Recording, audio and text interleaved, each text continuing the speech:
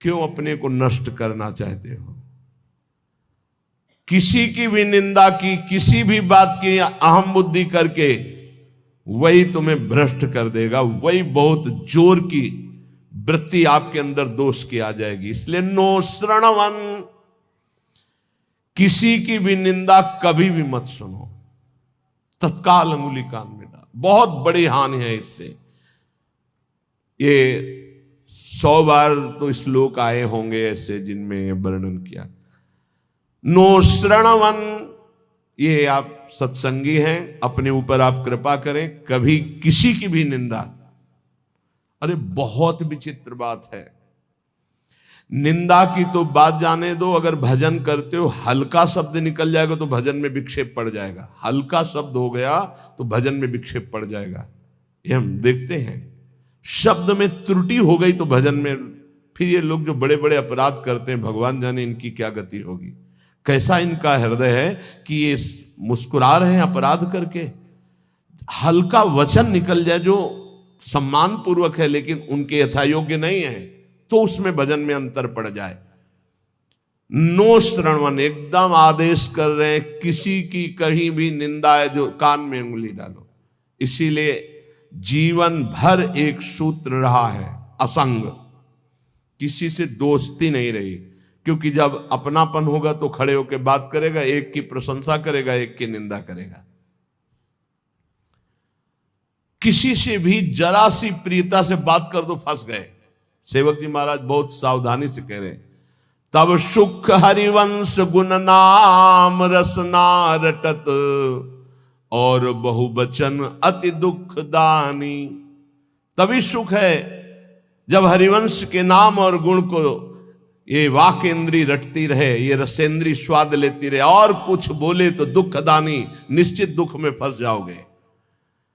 No श्रणवन, बिल्कुल ये नियम ले लेना चाहिए, किसी की निंदा, और निंदा सुनने में मन बहुत राजी रहता है, अच्छा, और बहुत हर्षित होके जैसे उसको राजपद मिलने जा रहा हो, ऐसे पूरे एकाग्रता। ऐसा ना वेदांत का सिद्धांत सुनेगा, ना भक्ति का सुनेगा, ना भगवान की महिमा।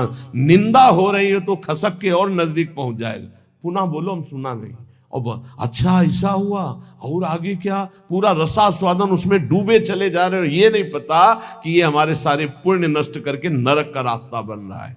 नो श्रणवन नैव ग्रहणन, सुनाई पड़ गया तो स्वीकार ही नहीं करना कि वो दोषी है। नहीं नहीं, भगवान जिसको जैसे चला रहे चल रहे, पूरी सृष्टि उन्हीं के चलाए चल रही। यंत्रारूढ़ानी मम माया, नहीं नहीं, मुझे तो भगवान की दिव्य लीलाओं में जाना है, माया जनित लीलाओं के गुण दोष नहीं देखने, ना सुनना है और ना ग्रहण करना। ग्रहण करना होता है कि वास्तविक ऐसा ही है, हाँ वरे वो तो ऐसा। अब जिंदगी भर जब उसकी बात आएगी तो पहले वो दोष हो जाएगा। अच्छा, वो घृणास्पद भाव तुम्हें भगवत प्राप्ति कभी नहीं होने देगा। घोर पापी में, नीच में भी स्वाराध्य बुद्धिर मम, मेरे आराध्य राधा वल्लभ लाल विराजमान है, ये भाव रखना है। कह रहे सकल तनु भृताम क्वापि दोषम गुणम वा, जितने भी शरीरधारी हैं किसी के ना दोष सुनना है ना ग्रहण करना है। वृंदावनस्थ सत्वान्यखिल गुरुधिया सन्नमन दंड पातई, ऐसे भजन बचता है। ऊपर वाली पंक्ति से भजन बचता है।